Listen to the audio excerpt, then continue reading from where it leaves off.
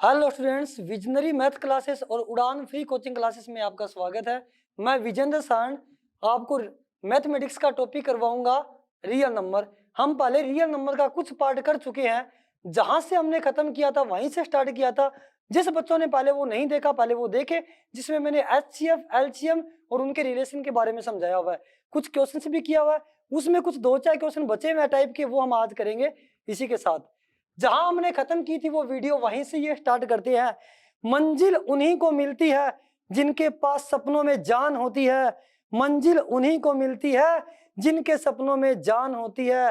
पंखों से कुछ नहीं होता, हौसलों से उड़ान होती है। तो हाँ बच्चों, इसी जोश के साथ हम क्या करेंगे, आगे स्टार्ट करते हैं। टॉपिक हमने करना कौन सा है, आज हम बात करते हैं रेशनल नंबर और इरेशनल नंबर की। ठीक है ना। अब आपको ध्यान रखना है, रेशनल नंबर क्या होता है।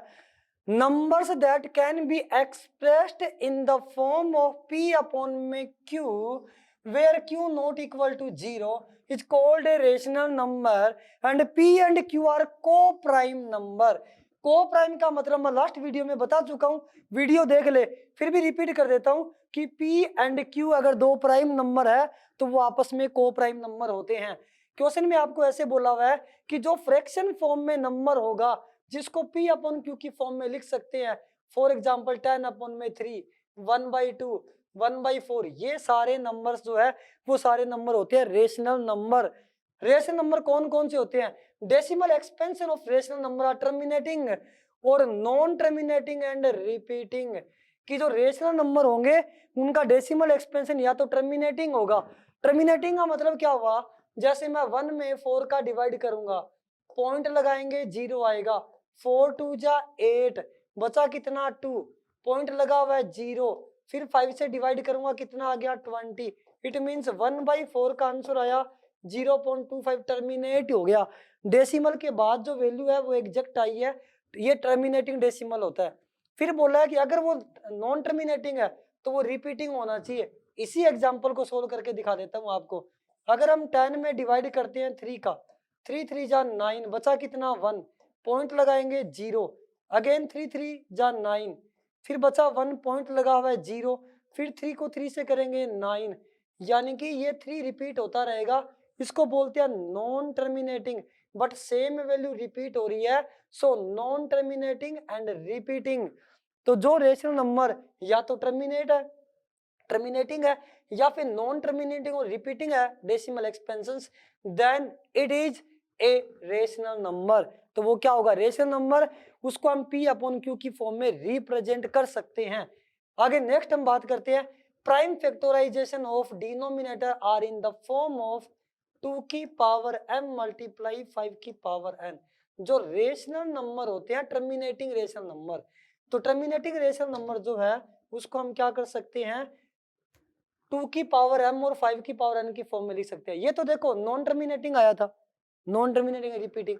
जो टर्मिनेटिंग रेशनल नंबर है, जैसे कि मान लो मैंने एग्जांपल लिया 3 अपॉन में 10, तो जब मैं ऊपर वाले के फैक्टर किए 3 मल्टीप्लाई 1, 10 के फैक्टर पर करूंगा 2 मल्टीप्लाई 5 आएगा। तो इसके प्राइम फैक्टर 2 की पावर m और 5 की पावर n की फॉर्म में बनेंगे। m और n की वैल्यू 0 या कुछ भी हो सकती है, इसके अलावा कुछ और नहीं आना चाहिए। क्वेश्चन करेंगे तो बात बहुत अच्छे समझ में आएगी ये आपको। उसके बाद देखो, अगर हमारे पास 2 की पावर m और 5 की पावर n की फॉर्म में ना बनता नंबर, तो वो टर्मिनेटिंग डेसिमल एक्सपेंशन नहीं होगा, वो नॉन टर्मिनेटिंग डेसिमल एक्सपेंशन होगा। उसके बाद में इरेशनल नंबर क्या होते हैं, a number that can not be expressed in the form of p upon में q where p and q are prime number is called irrational number.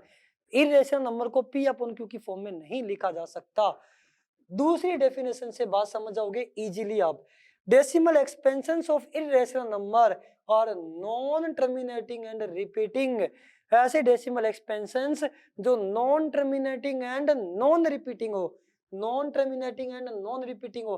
For example 43.123 1230 12300, ऐसे देखो ये चलता भी जा रहा है, लेकिन वैल्यू जो वो चेंज हो के आ रही है, non terminating and non repeating.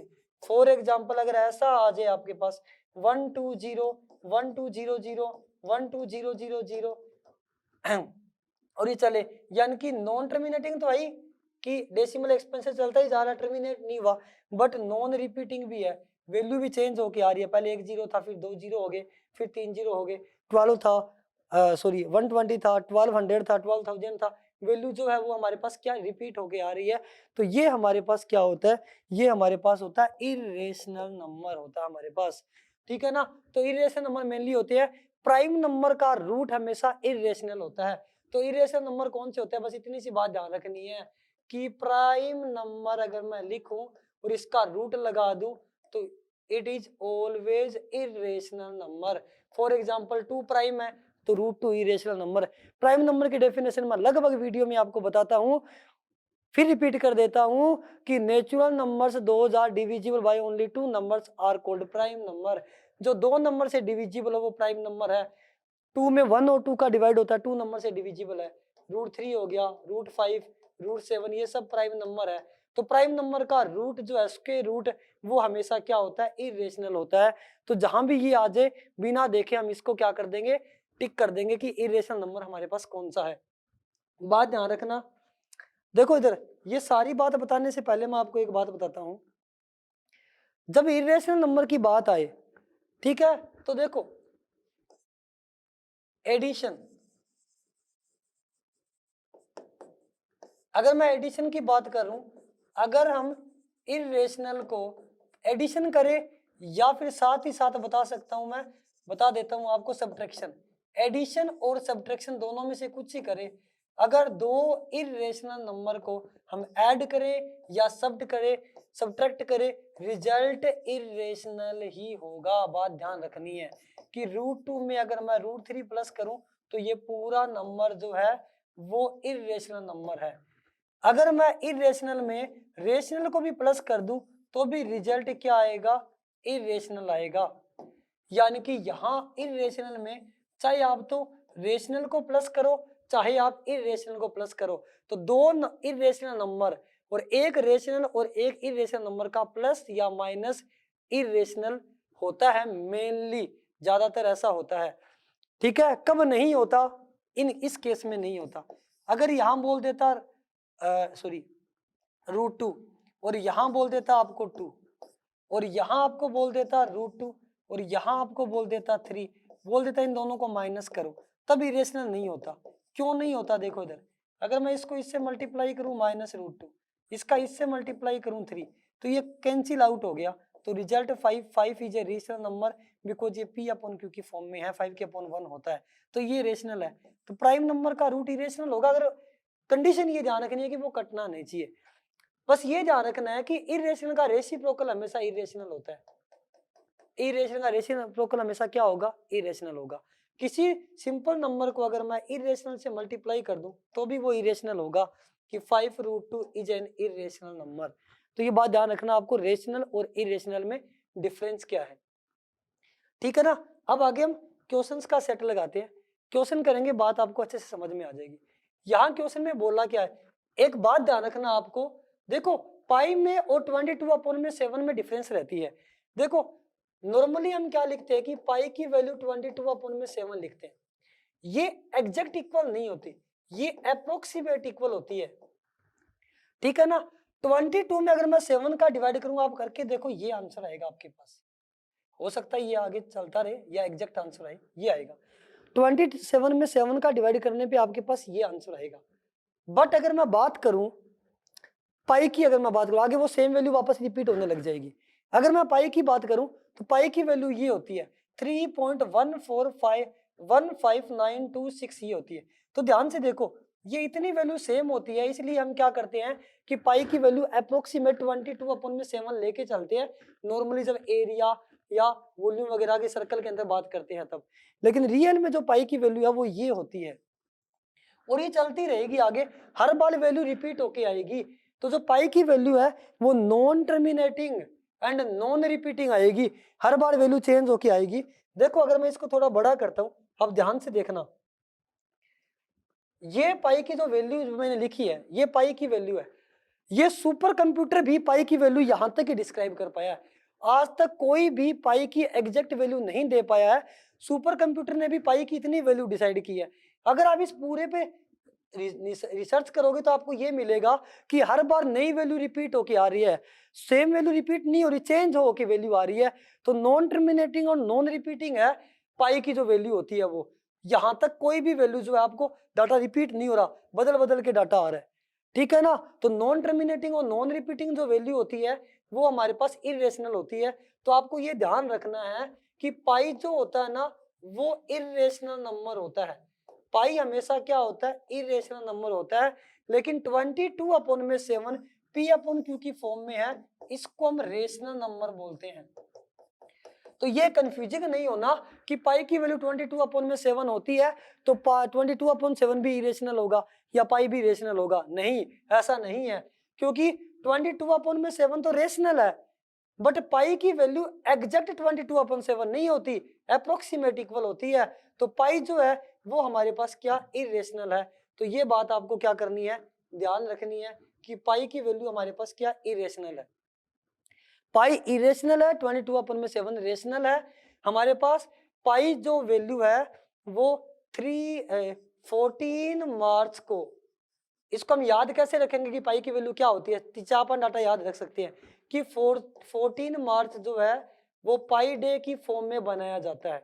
14 मार्च को पाई डे बनाया जाता है, ठीक है। कितने बजे, 1.59 PM पे बनाया जाता है, यानी कि 1.59 PM। अगर यहाँ लगाऊंगा तो आप इतने डिजिट तो याद रख सकते हो कि 14 मार्च को पाई डे बनाया जा सकता है, कितने, कब बनाया जाता है कि 1.59 PM पे, 1:59 पे बनाया जाता है। 1.59 PM पे पाई डे बनाया जाता है, ये बात ध्यान रखना आप, ठीक है ना। तो देखो इधर, तो पता लग गया आपको, ध्यान रखना है कि 22/7 रेशनल है बट पाई जो है वो इरेशनल है। आगे मैं बात करता हूं नेक्स्ट क्वेश्चन की।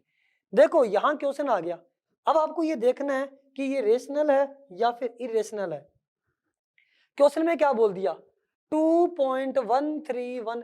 ध्यान से देखो कि नॉन टर्मिनेटिंग तो बन रहा है, अगर नॉन टर्मिनेटिंग के साथ अगर नॉन रिपीटिंग है तो वो इरेशनल है, अदरवाइज इरेशनल है। तो ये नॉन टर्मिनेटिंग तो है ही, बट देखो कोई भी वैल्यू रिपीट नहीं हो रही।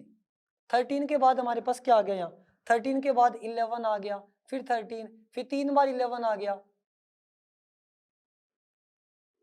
ठीक है ना। पहले 13 आया, फिर 1 आया, फिर 13 आया, फिर 11 आया, फिर 13 आया, फिर 1 1 11 आया, फिर 13 आया, चेंज होके आ रही है।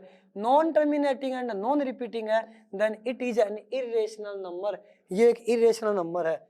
आगे हम बात करेंगे नेक्स्ट नंबर। देखो इधर दो पार्ट है, इधर अलग अलग, एक ये और एक ये, इसकी बात करता हूं। Which of the following is not an irrational number, irrational number कौन सा नहीं है, इसके ऊपर बात करें।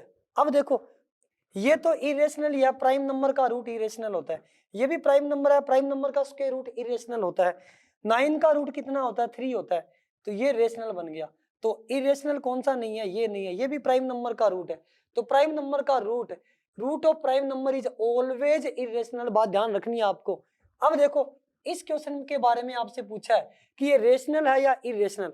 अगर मैं इसको सोल्व करूं, √2 - √3 मल्टीप्लाई √2 + √3, देन फॉर्मूला कौन सा अप्लाई हो रहा है, identity a - b a + b, a - b a + b equal to a² - b²।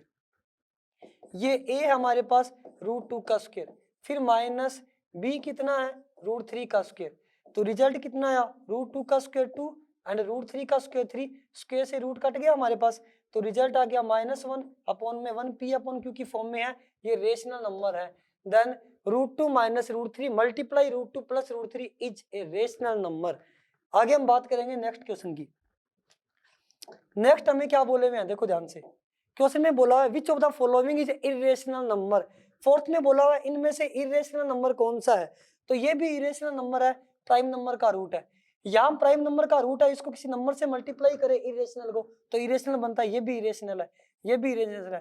तो आंसर क्या होगा, ऑल ऑफ दीज, सारे के सारे इरेशनल नंबर है। इधर मैं बात करता हूँ which of the following is an irrational, irrational कौन सा है, मैं बता चुका हूँ 22/7 रेशनल है, तो ये इरेशनल नहीं है, ये हमारे पास क्या है, रेशनल नंबर है। ये भी रेशनल है क्योंकि non terminating terminating decimal expansion है, रुक गया, तो ये भी रेशनल है, ये भी रेशनल है।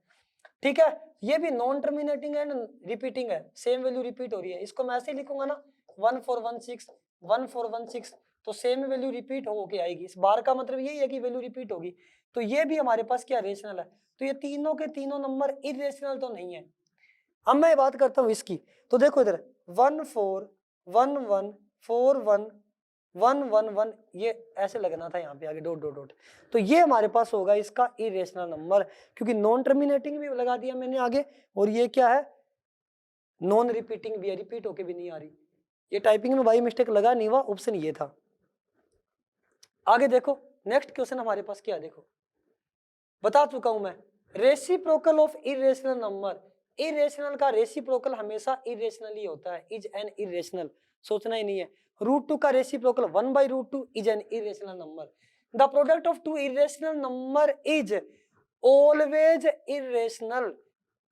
मैं टिक तो कर देता हूं कि ऑलवेज इरेशनल, बट ये भी डिपेंड करता है कि उनके प्लस में कुछ भी नहीं होना चाहिए, कि अगर दो इरेशनल नंबर अगर ऐसे हो ना तभी उनका प्रोडक्ट इरेशनल होगा, ये इरेशनल आ गया। लेकिन अगर वही हमारे पास ऐसे आ जाते, जैसे मैंने पहले एग्जांपल लिया था, अभी थोड़ी देर पहले हमने एग्जांपल लिया था √2 + √3, और यहां मैंने लिखा √2 - √3, इस केस में ये रेशनल बन जाता। तो ये यहाँ इस क्वेश्चन में प्रॉपर्ली बोला नहीं हुआ, एग्जाम में आपको अच्छे से बोला होगा कि अगर ऐसा कोई नंबर है तो वो रेशनल बनेगा। हमने a + b a - b का फॉर्मूला लगाया, दोनों इरेशनल नंबर है। लेकिन नॉर्मली अगर मैं किसी प्राइम नंबर अलग अलग की बात करूं कि प्राइम का स्क्वायर किया, इधर भी प्राइम का स्क्वायर किया, उन दोनों का प्रोडक्ट हमेशा इरेशनल आएगा, ठीक है ना। उसके बाद हम आगे बात करते हैं नेक्स्ट क्वेश्चन की। यहां आपसे क्वेश्चन में क्या पूछा है, देखो we know that square root of prime number is always irrational, then product of irrational multiply 2 is irrational, तो इन दोनों का मल्टीप्लाई भी irrational होगा, is an irrational number। यहां आपको क्या बोल दिया कि ये करा इस नंबर को p/q की फॉर्म में, अगर मैं इस नंबर को p/q की फॉर्म में रिप्रेजेंट करता हूं then find the value of p + q। पहले हम इसको रिप्रेजेंट करेंगे p/q की फॉर्म में, 9th क्लास के जैसा क्वेश्चन है ये, सोल्व कराता हूं मैं आपको इसको अलग से।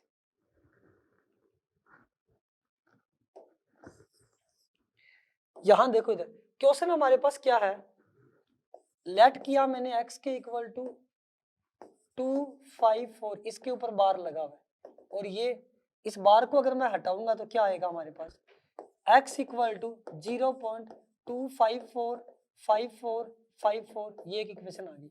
जितने डिजिट पे बार लगा हो उतने जीरो से मल्टीप्लाई कर देते थे हम normally, then multiply by 100, multiply by 100, 9th class में ऐसा करते थे। इसको 100 से मल्टीप्लाई करूंगा, इसको 100 से मल्टीप्लाई करूंगा, 25.454545 ऐसे सेकंड इक्वेशन आ गई। अगर मैं इन दोनों इक्वेशन को माइनस कर दूं from equation second minus first, तो 100x इक्वल टू क्या आ जाएगा, 25.454545। नीचे क्या आएगा हमारे पास, माइनस करूं तो मैं x इक्वल टू क्या आएगा 0.254545 ऐसे। दोनों का अगर मैं सब्ट्रैक्ट करूं, 100x में से इसको माइनस किया मैंने 99x, इसमें से इसको माइनस करूंगा तो 25 - 4 में से 2 माइनस किया 2, 5 में से 5 माइनस किया 0, यहाँ पॉइंट आएगा।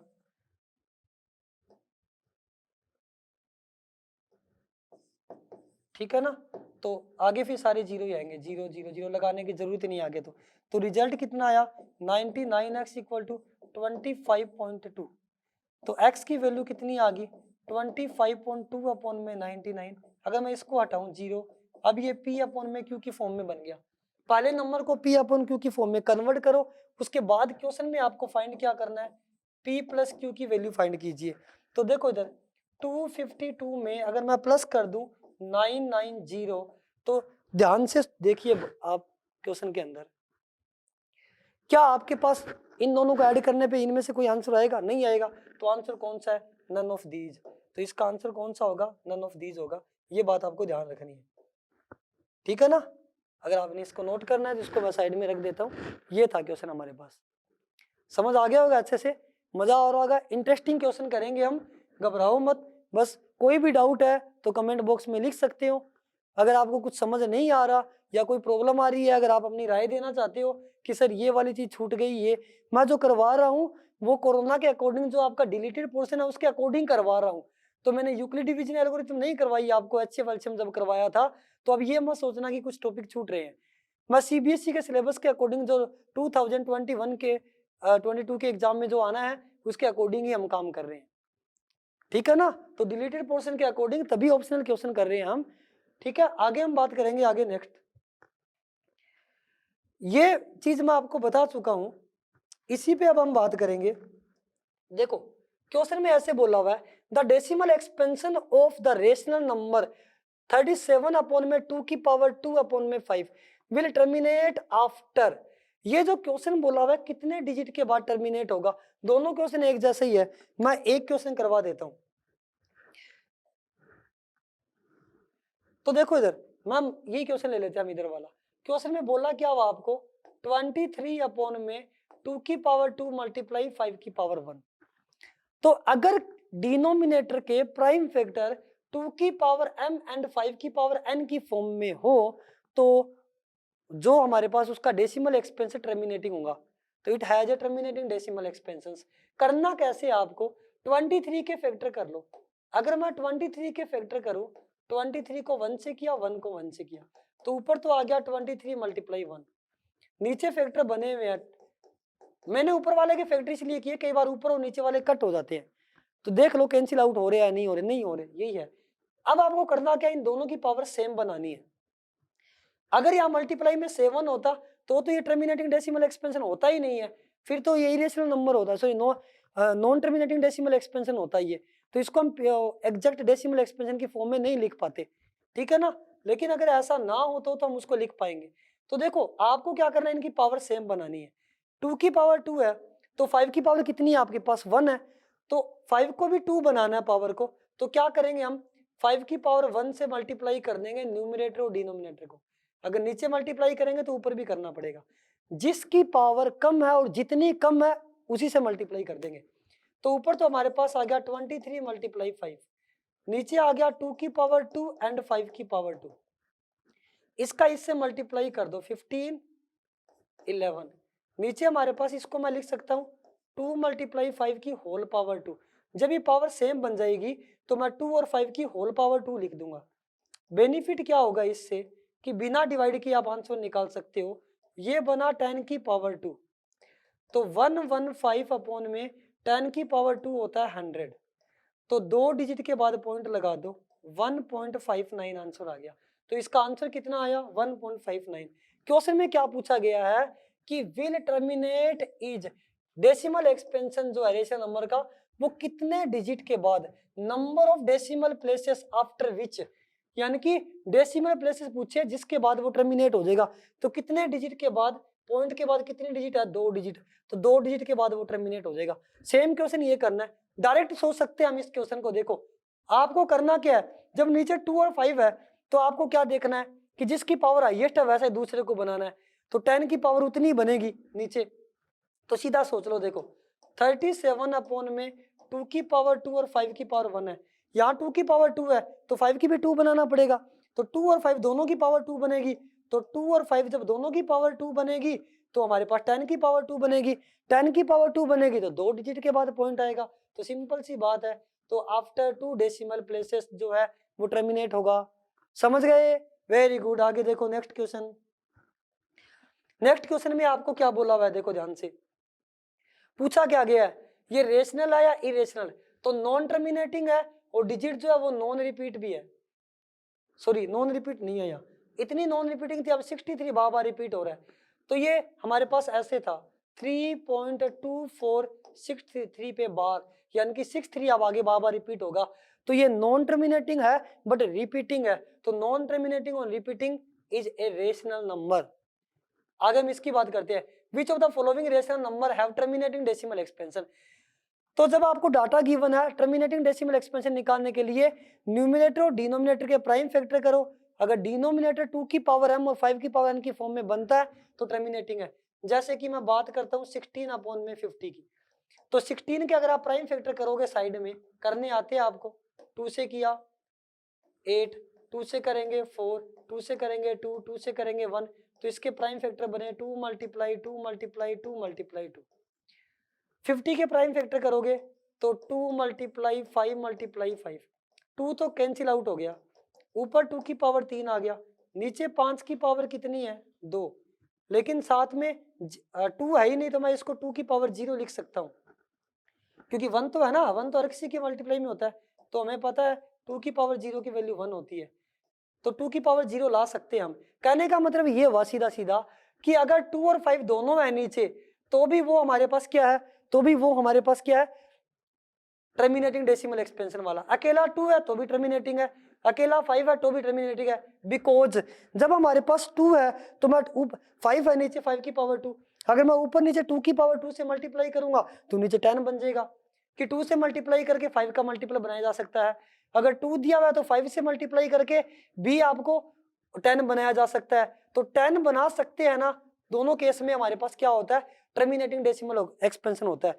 लेकिन अगर आपके पास ऐसे होता 15/7, मैं 7 को चाहे 2 से मल्टीप्लाई करूं चाहे 5 से, 10 तो नहीं बना सकते, 7 को किसी से भी मल्टीप्लाई करो 10 नहीं बना सकते, 10 से ही करेंगे तभी बनेगा, 10 से करना नहीं, आपको प्राइम नंबर से मल्टीप्लाई करना है, तो प्राइम फैक्टर की बात हो रही है यहाँ। इसका मतलब तो ये हमारे पास क्या, अगर नीचे 7 आ जाए इसके साथ भले ही 5 है भले ही 2 है, अगर 7 आ गया तो ये 2 की पावर m और 5 की पावर n की फॉर्म में नहीं है डिनोमिनेटर, इसका मतलब क्या हुआ कि इसका डेसिमल एक्सपेंशन जो है वो नॉन टर्मिनेटिंग है, ये बात आपको ध्यान रखनी है, ठीक है ना। ऊपर मैं यहाँ पे ऐसे लिख देता हूँ 1513, कुछ भी हो सकता है, वो आपको चेक करना है नीचे क्या बनता है।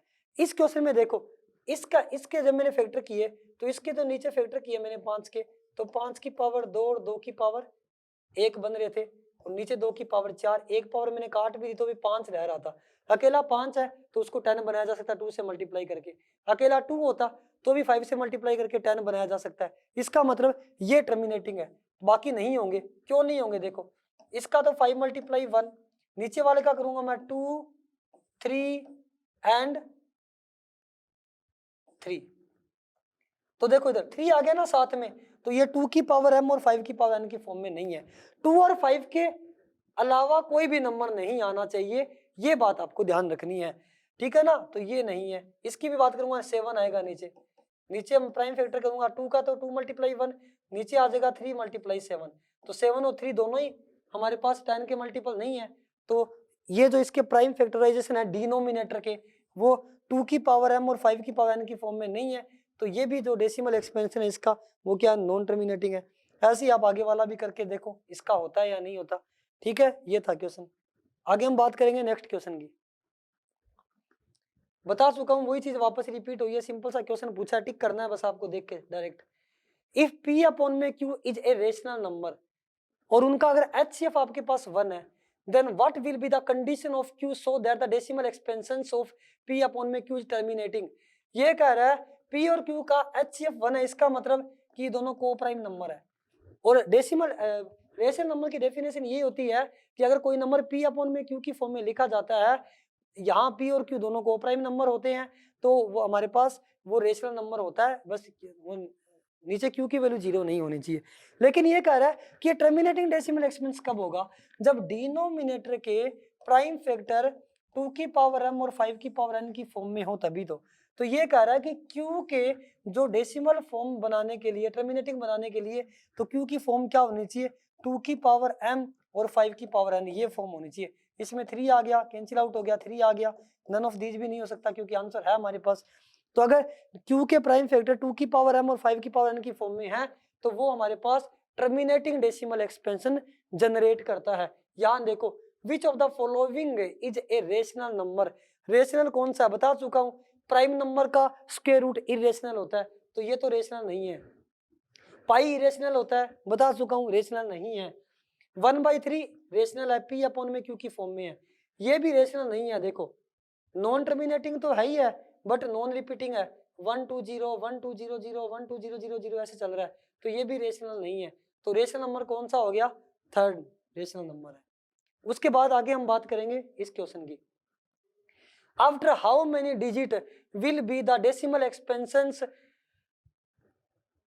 देखो कितने डिजिट के बाद जो है वो डेसिमल एक्सपेंशन एंड होगी। क्वेश्चन में क्या बोला हुआ है मैं बता चुका हूँ आपको, 3/8। 3 के प्राइम फैक्टर ये होंगे, 8 का होता है 2 की पावर 3, मल्टीप्लाई में हमारे पास कुछ भी हो सकता है, ठीक है ना। तो आपको क्या देखना, हाईएस्ट पावर देखनी है। मैंने बोला था ना 2 की पावर 3 है तो 10 बनाने के लिए हम 5 की पावर 3 से मल्टीप्लाई करेंगे, तो 5 की हाईएस्ट पावर है, 10 की पावर कितनी बन जाएगी, 2 की भी 3 5 की भी 3, तो 2 × 5 10 की पावर 3 बन गई। 10 की पावर 3 मतलब 3 डिजिट के बाद पॉइंट लगाएंगे तो इसका आंसर कितना होगा, 3 होगा।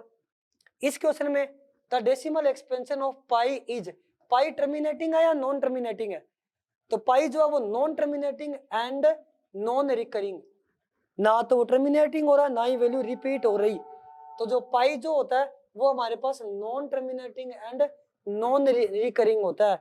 It means non terminating and non repeating होगी पाई जो है वो, ठीक है। आगे करते हैं नेक्स्ट क्वेश्चन, सेम वही क्वेश्चन आगे देखो इधर। इस क्वेश्चन में पूछा क्या है, the decimal expansion of number has this, इसका डेसिमल एक्सपेंशन पूछा है। तो देखो आप सीधा 7 देख के इरेशनल मत कर देना कि डेसिमल एक्सपेंशन नॉन टर्मिनेटिंग होगा, 7 देख के नहीं करना, पहले ऊपर के फैक्टर करने हैं, नीचे के फैक्टर करने हैं, फिर काटना है, फिर आपको चेक करना है। जब आप 4 4 1 के फैक्टर करोगे, मैं यहाँ करके दिखाता हूँ आपको, 4 4 1 के अगर हम फैक्टर करेंगे तो हमारे पास रिजल्ट कितना आएगा वो देखो आप। अगर मैं इसमें डिवाइड करता हूँ 3 से, 3 1 जा 3, बचा कितना 14, फिर 4 से किया 7 से किया, अगेन 3 से मल्टीप्लाई करूंगा अगर मैं इसको, तो रिजल्ट कितना आएगा 4 9, 7 से किया 7 और 7 से किया 1। ऊपर वाले के प्राइम फैक्टर क्या आए, 3 × 3 × 7 × 7 अपॉन में 2 की पावर 2, फिर आ जाएगा 5 की पावर 3 और 7 की पावर 1, तो ये 7 कैंसिल आउट हो चुका है। अगर ये 7 कैंसिल हो गया उस केस में देखो 3 × 7 अपॉन में 2 की पावर 2 एंड 5 की पावर 3, तो डिनोमिनेटर के प्राइम फैक्टर 2 की पावर n मल्टीप्लाई 5 की पावर n की फॉर्म में है, तो prime factor of denominator are in the form of 2 की पावर m मल्टीप्लाई 5 की power n, then it is a terminating decimal expansion. Terminating decimal expansion create करेगा, ये है इसका आंसर। इस क्वेश्चन में देखो ऊपर वाले के फैक्टर करूंगा तो आएगा 33 का क्या आएगा हमारे पास आएगा 3 × 11, नीचे हमारे पास 2 की पावर 2 और 5 की पावर 1 है, कोई भी कैंसिल नहीं हो रहा, तो हमें पता है ये टर्मिनेटिंग डेसिमल एक्सपेंशन जनरेट करेगा। लेकिन हमारे पास देखो कितने डिजिट के बाद पॉइंट आएगा, वही 2 की पावर 2 5 की 1, तो हाईएस्ट पावर 2 है, तो सेम बनाने के लिए मेरे को 5 की पावर 1 से मल्टीप्लाई करना पड़ेगा, तो नीचे 2 की पावर 2 5 की पावर 2 कितना बन गया होल पावर 2, तो 10 की पावर 2 बना, तो नीचे 2 जीरो आएंगे तो 2 डिजिट के बाद, तो आफ्टर 2 डिजिट 2 डेसिमल प्लेसेस के बाद जो है वो पॉइंट आएगा हमारे पास इसमें।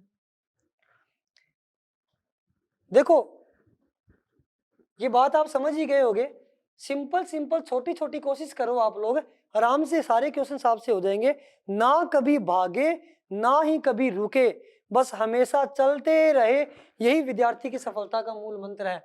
ना तो आपको ज्यादा तेज चलना है, ऐसे नहीं है कि एक ही दिन में आप सोचो कि हम सारी तैयारी कर देते हैं, धीरे धीरे चलो एग्जाम की तैयारी के लिए। एग्जाम से पहले दिन जरूर हमें पूरा सिलेबस रिवाइज करना होता है, आराम से धीरे धीरे चलो, एक रूटीन बनाओ, कॉन्टिन्यूटी बना लो। अब कॉन्टिन्यूटी ही मेन जो है वो आपका रिजल्ट अच्छा आपको लाके देगी, तो धीरे धीरे आप काम करो, जो रोज 10 क्वेश्चन करते हो या 20 क्वेश्चन करते हो तो उसकी एक कॉन्टिन्यूटी बनाओ और उसी कॉन्टिन्यूटी से चलो, ना तो आपको किसी दिन मिस करना है और ना ही आपको किसी दिन ज्यादा करना है, धीरे धीरे करो सारे काम अच्छे से होंगे, ठीक है ना।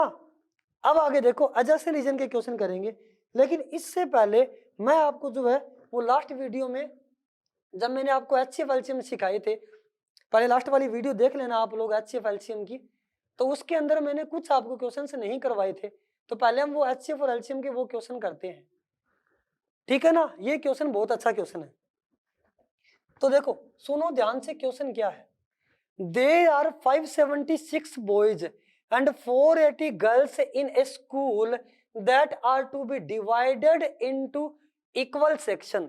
क्वेश्चन में ऐसे बोला हुआ है कि नंबर ऑफ बॉयज कितने हैं, यानी कि बॉयज कितने हैं 576, गर्ल कितनी है 448। क्वेश्चन को समझने की कोशिश करना, ये कह रहा है हमें क्या है गर्ल्स और बॉयज के अलग अलग सेक्शन बनाने हैं, और इस हिसाब से सेक्शन बनाने हैं कि हर सेक्शन में जितने बच्चे हैं वो इक्वल रहने चाहिए, सभी सेक्शन में इक्वल नंबर ऑफ स्टूडेंट्स रहने चाहिए। उसके लिए देखो सबसे पहली बात, आपको जो सेक्शन बनाने हैं वो मिनिमम बनाने की कोशिश करनी होगी। सेक्शन मिनिमम तभी बनेंगे जब एक सेक्शन में हम हाईएस्ट बच्चे बिठाएं। क्वेश्चन में टोटल नंबर ऑफ सेक्शंस पूछे हैं, तो देखो हम एक रूम में हाईएस्ट बच्चे बिठाने की कोशिश करते हैं, क्योंकि एक एक बच्चों का सेक्शन बनाएंगे तो बहुत सारे बन जाएंगे। तो मिनिमम सेक्शन बनाने की कोशिश करेंगे, क्लासरूम कब यूज हो वो तभी पॉसिबल है जब मैं हाईएस्ट बच्चे बिठाने की कोशिश करूं। यानी कि पहले हमें बच्चों का हाईएस्ट निकालना है, स्टूडेंट्स का हाईएस्ट निकालना है, मतलब HCF निकालना है। हमें इसका दोनों का क्या करना है, HCF निकालना है। अगर मैं इसमें डिवाइड करूंगा 2 से तो कितना आ गया, 2 से डिवाइड किया, फिर मैंने किया 8 से, फिर मैंने किया 8 से, 2 से डिवाइड किया 144, अगेन हम 2 से डिवाइड करेंगे 72, अगेन हम 2 से डिवाइड करेंगे 36, अगेन हम 2 से डिवाइड करेंगे कितना आ गया 18, फिर हम 2 से डिवाइड करेंगे, ये जगह ही कम पड़ रही है, थोड़ा ऊपर लिखता हूं इसको। पहले हम क्या करते हैं, इन दोनों का क्या निकालते हैं, HCF निकालते हैं, ठीक है ना। तो मैं किसकी बात कर रहा हूं, क्या क्या नंबर गिवन थे, 576 नंबर क्या था हमारे पास, एक तो था 576, दूसरा नंबर क्या था 448। इसके फैक्टर करूंगा, 2 से डिवाइड करेंगे 288, फिर 2 से डिवाइड करेंगे 144, 2 से डिवाइड करेंगे 72, 2 से डिवाइड करेंगे 36, 2 से डिवाइड करेंगे 18, 2 से डिवाइड करेंगे 9, 3 से डिवाइड करेंगे 3, 3 से डिवाइड करेंगे 1 एंड 1 से डिवाइड करेंगे 1। यहाँ हम 2 से डिवाइड करेंगे 224, 2 से डिवाइड करेंगे 112, फिर 2 से डिवाइड करेंगे 56, 2 से डिवाइड करेंगे 28, 2 से डिवाइड करेंगे 14, 2 से डिवाइड करेंगे 7, 7 से डिवाइड करेंगे 1। हमें पहले निकालना है HCF highest common factor. 2 common आ गया, अगेन 2 कॉमन आ गया, तो 2 मल्टीप्लाई 2, फिर हमारे पास 2 कॉमन आ रहा है, फिर अगेन मल्टीप्लाई में 2, फिर 2 कॉमन आ रहा है, फिर अगेन मल्टीप्लाई में 2। समझ रहे हो, HCF का मतलब है highest common factor, highest common ले रहे हैं हम। यहाँ 2 और 2 में से कॉमन लेंगे, फिर 2 कॉमन आएगा, यहाँ 2 और 2 में से कॉमन लेंगे, फिर 2 कॉमन आएगा, तो हमारे पास 2 कितने हो गए 6, और 2 की पावर 6 होता है 64। HCF कितना आ गया 64, मतलब कि हमें एक सेक्शन में हाईएस्ट 64 स्टूडेंट्स को बिठाना है, ठीक है ना। तो हाईएस्ट स्टूडेंट कितने हो गए 64। अब देखो ये कह रहा है नंबर ऑफ सेक्शंस कितने बनेंगे, तो एक रूम में कितने बच्चे बिठाने हमने 64, तो नंबर ऑफ सेक्शंस कैसे निकलेगा, नंबर ऑफ सेक्शन कैसे निकालेंगे, टोटल स्टूडेंट कितने हैं अपॉन में स्टूडेंट इन वन सेक्शन, एक सेक्शन में कितने बिठाने हैं। तो टोटल स्टूडेंट कितने हैं हमारे पास 576 प्लस में 448, और एक सेक्शन में हाईएस्ट कितने बच्चे बिठाने हैं हमने 64। तो यहां से नंबर ऑफ सेक्शन से निकल जाएंगे आपके पास। अगर मैं इन दोनों को ऐड करूंगा तो यहां तो आ गया 14, 7 प्लस 4 11, 11 और 1 कितना हो गया 12, 5 प्लस 4 हो गया 9, 9 और 1 कितना हो गया 10, अपॉन में कितना आ गया 64। अगर हम इसको कट करेंगे, कैंसिल करेंगे, तो किससे कैंसिल आउट हो रहा है, देखो इधर 4 की टेबल से कट करके देखते हैं हम, 4 की टेबल से करेंगे या 8 से कर ले, 8 1 जा 8, बचा कितना 22, 8 2 जा 16, बचा कितना 64, 8 8 जा 28, यहाँ नीचे 8 आ गया, अगेन 8 से कैंसिल आउट कर दो इसको, 8 1 जा 8, बचा 48, 8 6 जा 16। तो नंबर ऑफ सेक्शन कितने बनाने पड़ेंगे 16, समझ गए होंगे। यानी कि सेक्शन बनाने के लिए, कम से कम सेक्शन बनाने के लिए आपको एक सेक्शन में हाईएस्ट बच्चे बिठाने हैं। तो जो चीज आपको गिवन थी ना, हमें उसका हाईएस्ट कॉमन फैक्टर निकालना था, बस यही बात समझनी थी। तो आगे देखो नेक्स्ट क्वेश्चन में हमें क्या बोल दिया, बहुत अच्छा क्वेश्चन है ये भी, ठीक है ना। क्वेश्चन में बोला क्या हुआ है, ग्रेटेस्ट नंबर, तो यहां से हमें पता लग गया हमें तो HCF निकालना है। ग्रेटेस्ट नंबर की बात कर रहा है कि ग्रेटेस्ट नंबर निकालना है इन तीनों नंबर का जो रिमाइंडर क्या छोड़ रहे हैं ये। तो जब भी आपको ये बोल दे कि 3 नंबर का HCF निकालना है और रिमाइंडर ये बच रहा है, तो आप ऐसे करो रिमाइंडर माइनस कर दो, फिर जो आपका आंसर आएगा उसमें कुछ ही नहीं बचेगा, क्योंकि HCF जो है वो इन तीनों नंबर को डिवाइड करता है। तीनों का कॉमन फैक्टर होता है। तीनों नंबर जो है ग्रेटेस्ट कॉमन डिवीजर होता है HCF, ऐसा नंबर होता है जो इन तीनों को डिवाइड करता है। मैंने दूसरा नाम भी बताया था आपको HCF का, ग्रेटेस्ट कॉमन डिवीजर। वो नाम इसीलिए है कि इन तीनों नंबर को HCF जो है वो डिवाइड करता है। इसका मतलब ये कह रहा है आपको ऐसा आंसर निकालना है कि जो इन तीनों नंबर में डिवाइड करने पे HCF 1, 2 और 3 छोड़ रहा है।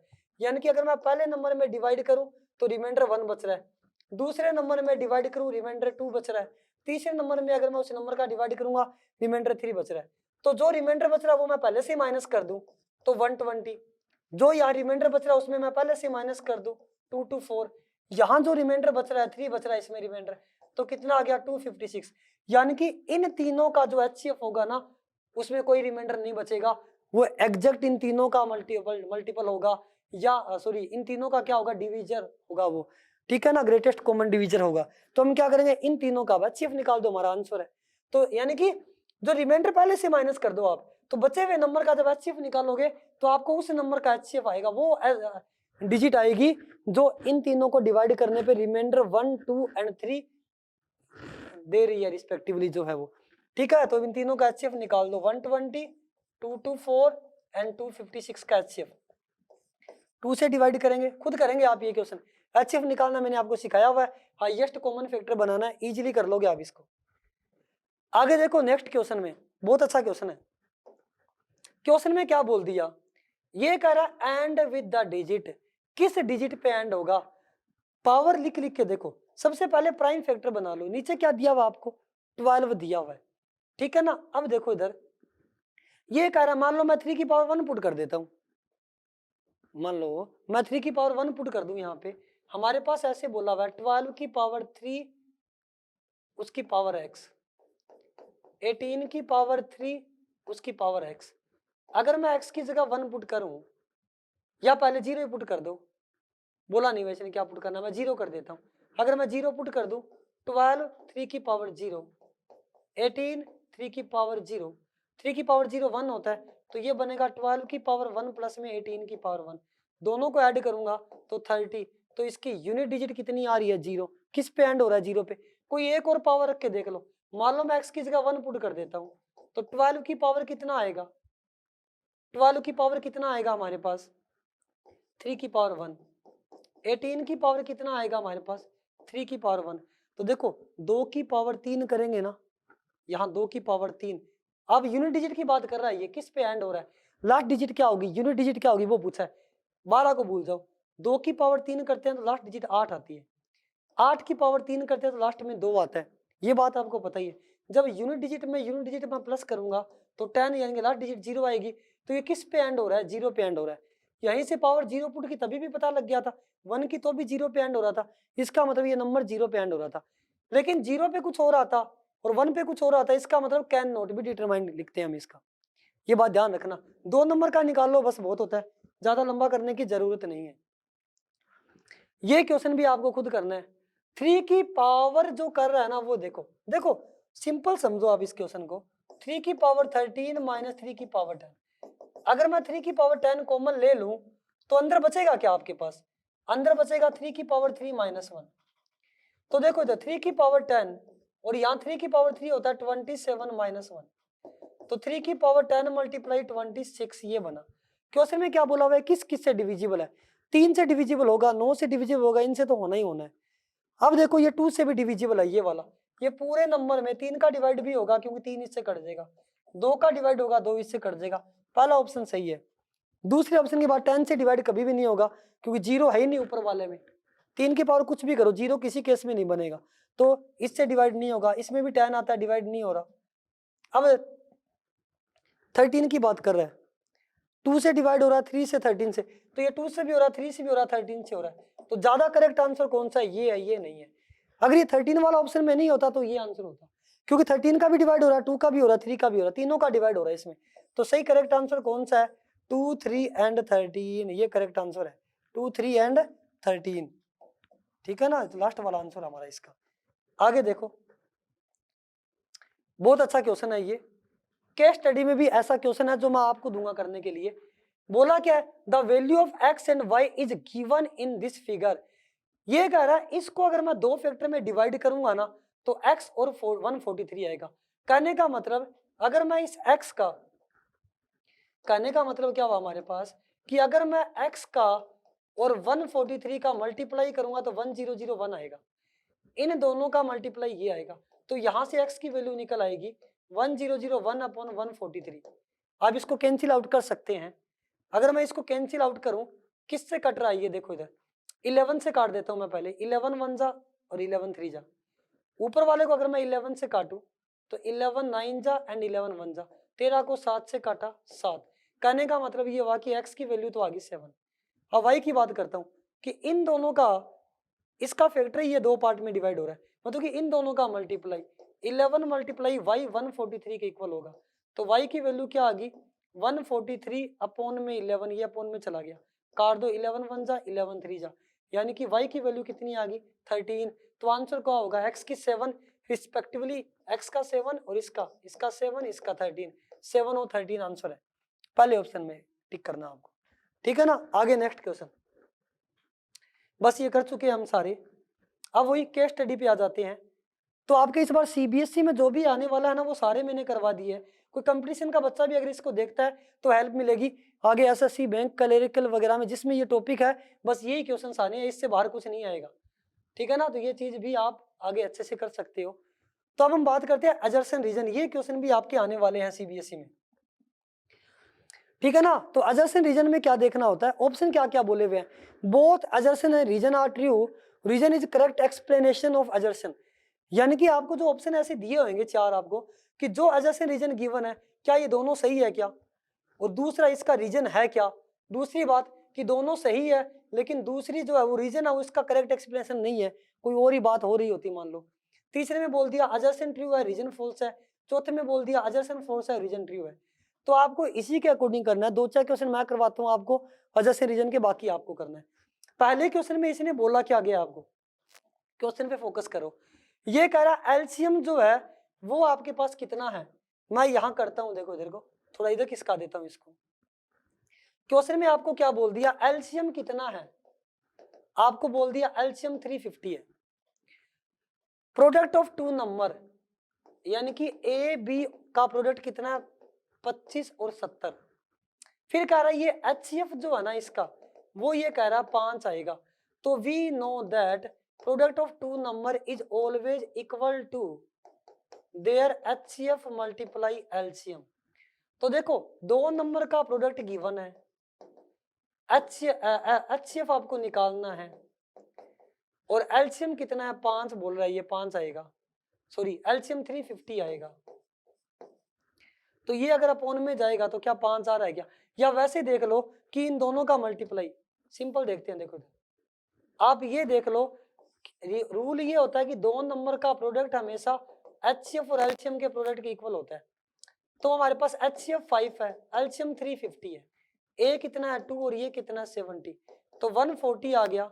तो क्या इन दोनों का मल्टीप्लाई 140 आएगा क्या, नहीं तो बहुत बड़ा आएगा, तो 140 नहीं आएगा, नॉट इक्वल है, तो पहला अजर्सन गलत है। तो देखो इधर आगे आप दूसरा चेक करने की जरूरत ही नहीं है, इसने क्या बोल दिया रीजन की, अजर्सन फॉल्स रीजन इज ट्रू। अब रीजन की बात करते हैं, रीजन ट्रू होता है या नहीं होता, चेक करना पड़ेगा। इसमें क्या बोल दिया कि ये क्या बोल रहा है, देखो रूल क्या होता है कि दो नंबर का प्रोडक्ट हमेशा एचसीएफ और एलसीएम के इक्वल होता है, लेकिन यहाँ उल्टा बोल रहा है।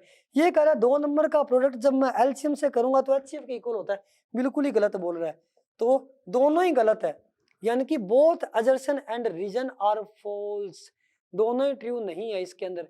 ये ऑप्शन नहीं है वैसे इसके अंदर गिवन, लेकिन यानी कि ये मिस प्रिंटिंग से हो सकता है वैसे कि एचसीएफ और एलसीएम का मल्टीप्लाई दो नंबर के इक्वल होगा। अगर ऐसा क्वेश्चन देगा तो भी आपके पास ऐसा ऑप्शन देगा कि जिसमें दोनों ही फॉल्स होंगे, तो इसका रीजन ये होगा। तो रीजन ट्रू है बट अजर्सन क्या इसका गलत है, ठीक है ना। आगे नेक्स्ट क्या बोल दिया इसने, for no value of n where is n is a natural number the number 8 की power n and with digit 0। 8 की पावर एन कभी भी 0 पे एंड होता ही नहीं है। 8 की पावर 1 8 हो गया, 8 की पावर 2 64 हो गया, 8 की पावर 3 करेंगे 64 मल्टीप्लाई 3 करेंगे तो कितना हो गया आपके पास 512 हो गया। तो लास्ट में यही नंबर आएगा, ठीक है ना, कभी भी 0 पे एंड नहीं होगा। 8 की पावर आप कुछ भी करो कभी भी 0 पे एंड नहीं होगा, तो पहला अजरसन ही गलत है। The prime factorization is a natural number is unique except for the order of its factor. Question में क्या बोला हुआ है कि नेचुरल नंबर का जो प्राइम फैक्टराइजेशन है is a unique except for the order of its factor.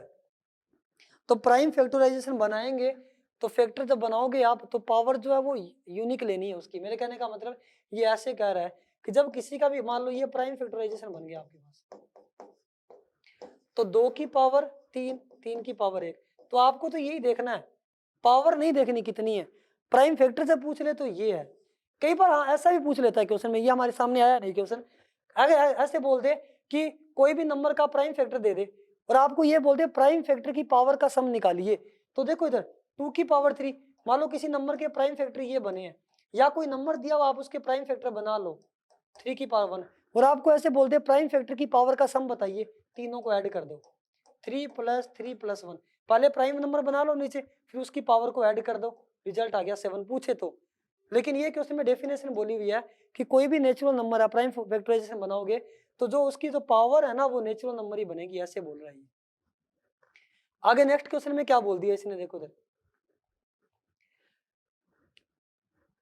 दिमाग ही नहीं लगाना, HCF पूछ रहा है, ये दोनों प्राइम नंबर है। मैं आपको बता चुका हूं कि 2 प्राइम नंबर का HCF होता ही 1 है, लास्ट वीडियो में देखना पता लग जाएगा आपको। 2 प्राइम का HCF हमेशा 1 होता है, मतलब एडजसेंट ट्रू है। फिर क्या बोल दिया, अगर A, P और Q 2 प्राइम नंबर होते हैं तो उसका HCF 1 होता है, सही बात बोल रही है, और यही तो मेन डेफिनेशन है कि HCF of 2 prime number is always 1। 2 prime number का HCF हमेशा 1 होता है, ये सही रीजन है, यानी कि अजरसन भी ट्रू है, रीजन भी ट्रू है, और रीजन जो है वो करेक्ट रीजन है, किसका करेक्ट एक्सप्लेनेशन है अजरसन की, तो पहला ऑप्शन सही है। Both assertion and reason are true and reason is correct explanations of assertion, ये इसकी करेक्ट एक्सप्लेनेशन है। आगे हम बात करते हैं नेक्स्ट क्वेश्चन की, ये अजरसन रीजन का है। देखो √2 एक इरेशनल नंबर है, हमें पता है इरेशनल नंबर कौन से होते हैं, प्राइम फैक्टर का रूट हमेशा इरेशनल नंबर होता है। तो देखो इधर P is a prime factor, तो प्राइम फैक्टर का रूट इरेशनल होता है, तो ये भी सही है और ये इसका करेक्ट एक्सप्लेनेशन भी है। तो assertion true, reason true and reason is correct explanations of assertion, तो इसका भी कौन सा ऑप्शन होगा, फर्स्ट ऑप्शन होगा। ठीक है, तो आगे इस क्वेश्चन की बात करते हैं। ये कह रहा है n की square plus n is divisible by 2 of oh every positive number. ये कह रहा है n की जगह जो मर्जी पुट करो आप, ऐसे बोल दिया n स्क्वायर प्लस n की जगह जो मर्जी पुट करो।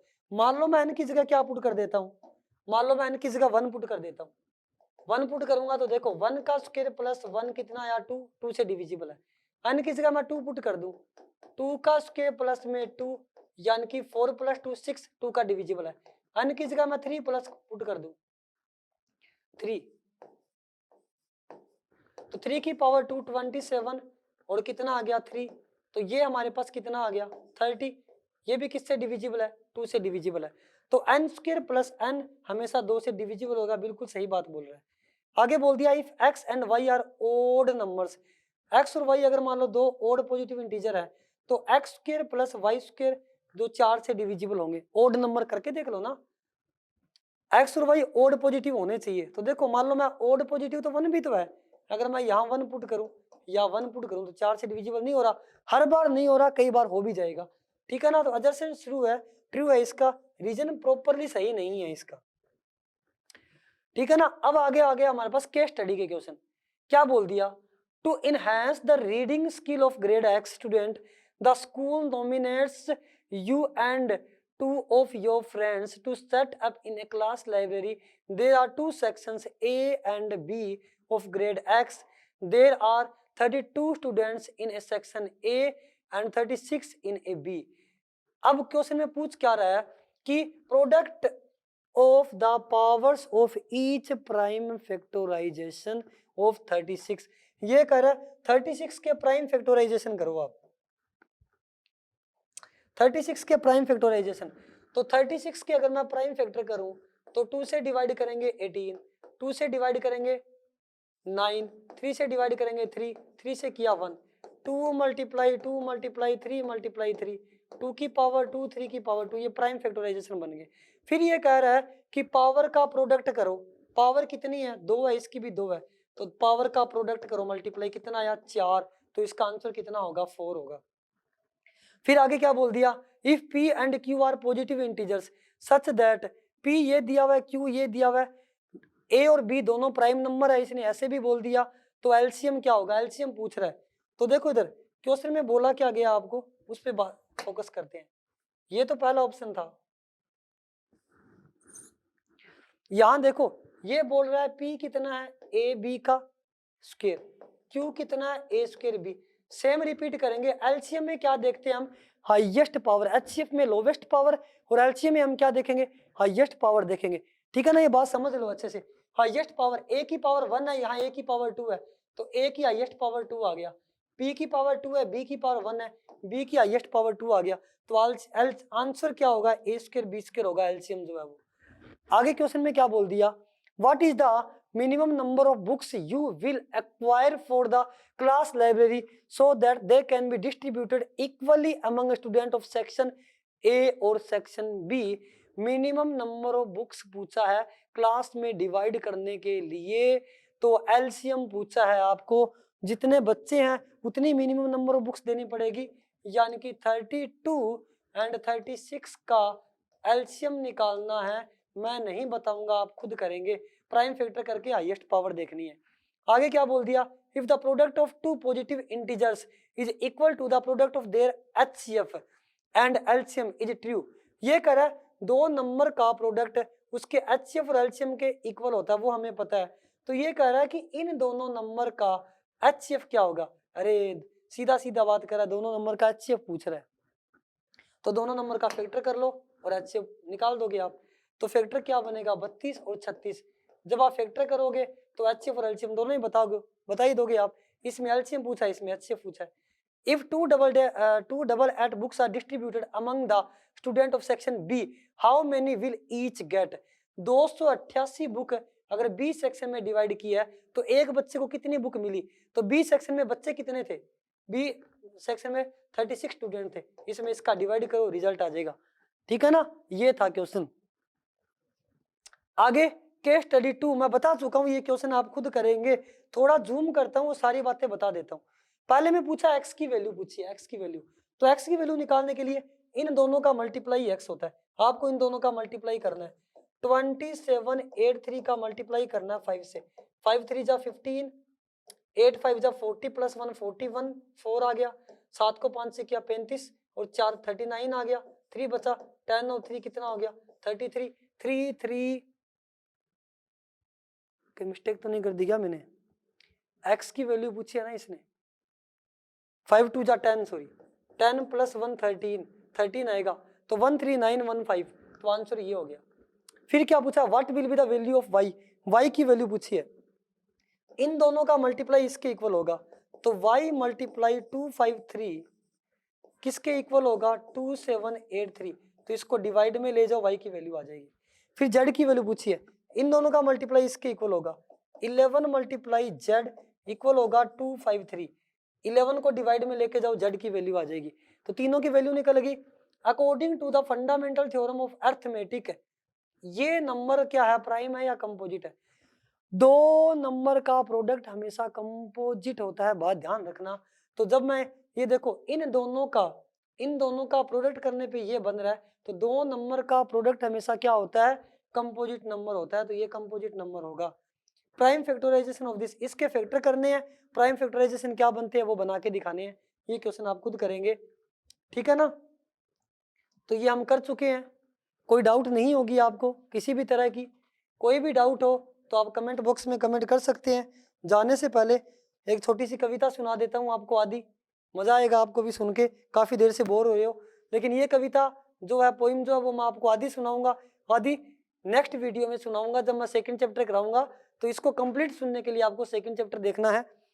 कोशिश करने वालों की हार नहीं होती, कोशिश करने वालों की हार नहीं होती, लहरों से डरकर नौका पार नहीं होती, नन्ही चींटी जब दाना लेकर चलती है, चढ़ती दीवारों पर 100 बार फिसलती है, मन का विश्वास रंगों में साहस भरता है, चढ़कर गिरना गिर कर चढ़ना ना करता है।